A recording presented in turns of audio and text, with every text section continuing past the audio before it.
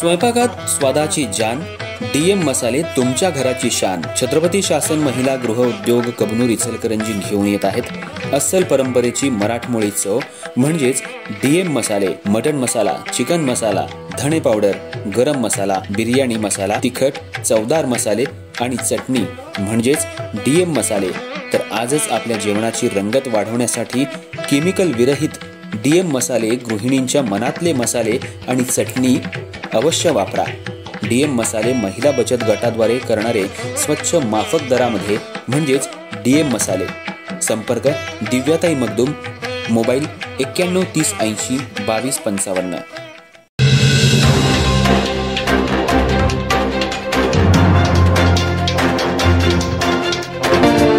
नमस्कार, मी तेजस्विनी मगदूम. एम मराठीमध्ये आपल्या सर्वांचं स्वागत आहे. पाहुयात ठळक घडामोडी. इचलकरंजी महानगरपालिकेनं 15 ऑगस्ट 2025 रोजी स्वातंत्र्य दिनानिमित्त आणि 27 ऑगस्ट रोजी संवत्सरी निमित्त संपूर्ण परिसरातील चिकन मटन दुकानं आणि कत्तलखाने बंद ठेवण्याचा निर्णय घेतलाय. या निर्णयामुळे या दिवशी मांसप्रेमींना थोडी निराशा जाणवू शकते. महापालिका क्षेत्रातील सर्व छोट्या मोठ्या जनावरांचे कत्तलखाने, मांस विक्री दुकानं तसंच चिकन शॉप 15 ऑगस्ट आणि 27 ऑगस्ट रोजी पूर्णपणे बंद ठेवण्याचे स्पष्ट निर्देश देण्यात आले आहेत. महापालिकेच्या म्हणण्यानुसार स्वातंत्र्य दिन हा राष्ट्रासाठी अत्यंत महत्त्वाचा आणि गौरवाचा दिवस असून सामाजिक शांतता आणि धार्मिक समभाव टिकवण्यासाठी अशा काही संवेदनशील निर्णयांची आवश्यकता भासते.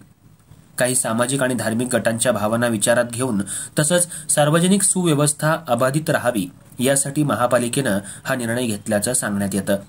दरवर्षीप्रमाणे यावर्षीही स्वातंत्र्य दिनाला काही भागांमध्ये शासकीय कार्यक्रम, ध्वजारोहण समारंभ आणि विविध सांस्कृतिक उपक्रमांचं आयोजन केलं जातं. त्यामुळे परिसरात नागरिकांची वर्दळ मोठ्या प्रमाणात असते.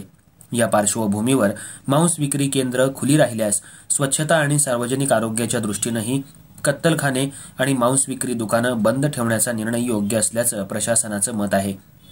मांस प्रक्रिया केंद्र बंद राहिल्यास त्या दिवशी दुर्गंधी, रक्तस्राव किंवा इतर अपायकारक घटक टाळले जातील.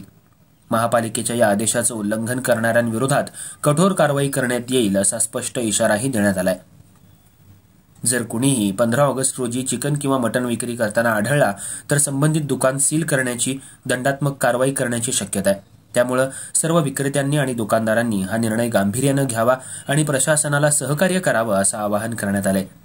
या निर्णयामुळे महापालिकेचा उद्देश सामाजिक सलोखा राखणं हाच असल्यानं अनेकांनी या निर्णयाचं समर्थनही केलं आहे.